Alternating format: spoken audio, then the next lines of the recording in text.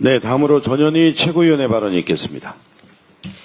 송은석 국민의힘 비대위원장이 부임 첫날부터 김민석 국무총리 인준을 강행하는 순간 이재명 정부의 몰락이 시작된다라는 저주에 가까운 망언을 내뱉었습니다.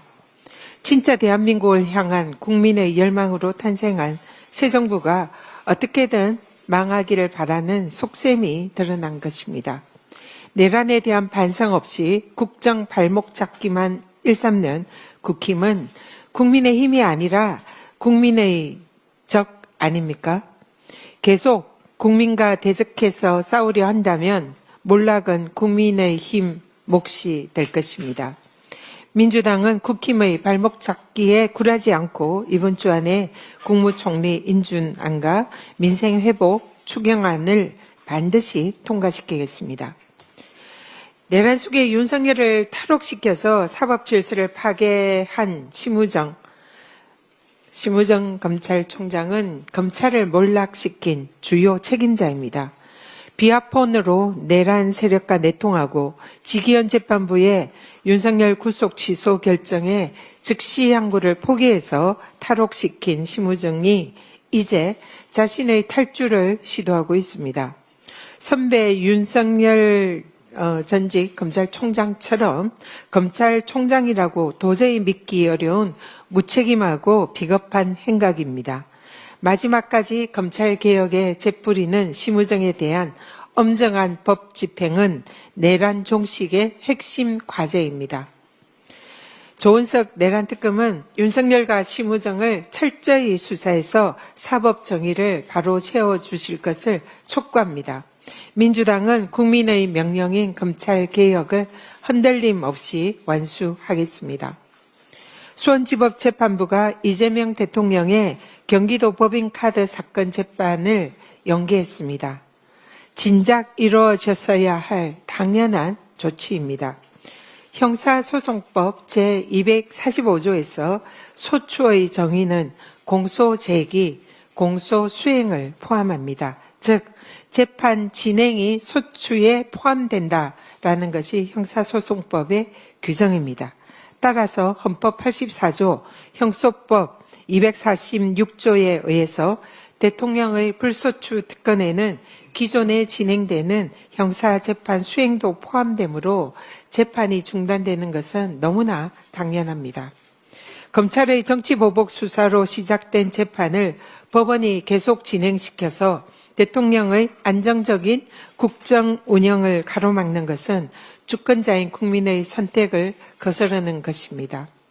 재판부는 헌법과 법률에 따라서 이제 마지막 남은 대북 송금 사건 재판도 즉각 중단해야 할 것입니다. 서울시와 SH가 공급한 청년 안심주택에서 무려 134가구가 238억 원의 보증금을 돌려받지 못한 전세 사기 피해를 당했습니다. 피해자 대부분이 20, 30대 사회 초년생입니다. 이쯤 되면 청년 안심주택이 아니라 청년 불안주택입니다. 최근에 서울 집값 폭등도 윤석열 정부와 오세훈 시장의 부동산 정책 오판에서 기인한 책임이 큽니다.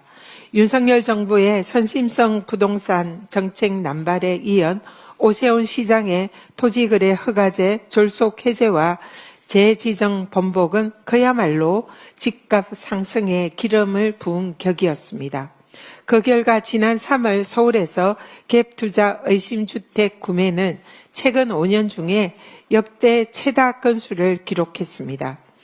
오세훈 시장은 청년의 내 집 마련 꿈을 짓밟고 전세 사기 피해자로 전락시킨 자신의 실정을 반드시 사과해야 할 것입니다. 국민의힘이 이진숙 방통위원장 임기를 보장하라며 하필 제 권익위원장 사례를 들어서 비교하는 실로 터무니없는 주장을 하고 있어서 한 말씀 드리겠습니다. 한마디로 어불성설이고 매우 불쾌합니다. 전혀 다른 사례를 억지로 끼워 넣어서 정당화시키려는 그런 시도로 생각이 듭니다. 윤석열 정부 출범 당시를 기억해 봅니다. 이전 정권에서 임명된 저는 윤석열 정권과 국정 철학이 맞지 않아서 자진 사퇴하기로 결심을 했었습니다.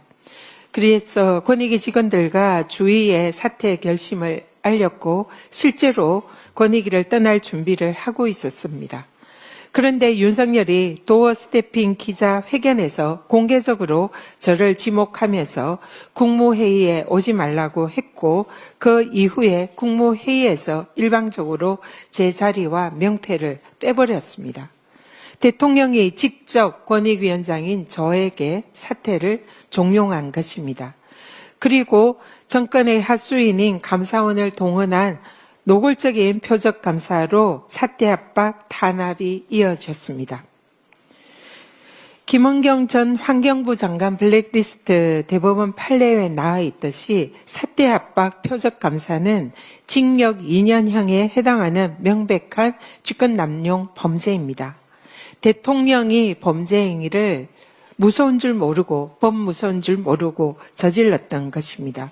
이에 저는 윤석열 정권의 불의와 불법에 굴복하지 않겠다는 결단으로 모진 정권의 탄압을 각오하고 임기를 지키기로 한 것입니다. 그런데 이것을 이진숙 방통위 위원장과 저를 비교하니 참으로 어불성설이다 생각합니다. 윤석열 정권과 달리 이재명 정부에서는 전임 국무위원과 장관들에 대해서 사퇴 압박, 외압은 전혀 없습니다. 오히려 국무회의에서 전 정부에서 임명된 장관들 모두 예우를 받으면서 이재명 대통령과 함께 국정을 논의하고 있습니다. 지금 이런 상황에서는 얼마든지 이재명 정부에서는 자유의지로 국정 철학을 달리하는 그런 장관들은 새 정부에서 자신의 가치를 마음대로 결정할 수가 있습니다. 이진숙 방통위원장은 이재명 정부를 내부에서 흔들려는 트로이 목마가 아니라면 스스로 가치를 결단해야 합니다. 만약 끝까지 임기를 지키고 싶다면 적어도 송미령 농림부 장관처럼 새 정부의 국정 철학에 동의하고 전향적인 모습을 보여줘야 하지 않겠습니까? 이진숙 위원장이 민주당과 이재명 정부의 공영방송 정상화 노력을 발목 잡으면서 자신의 안위만을 위해서 임기를 지키려 한다면 국민들께서 결단코 용서하지 않을 것입니다. 이상입니다. 네, 다음으로 한준호 최고위원의 발언이 있겠습니다. 네, 오늘은 두 가지 사안에 대해서 논평을 좀 하겠습니다.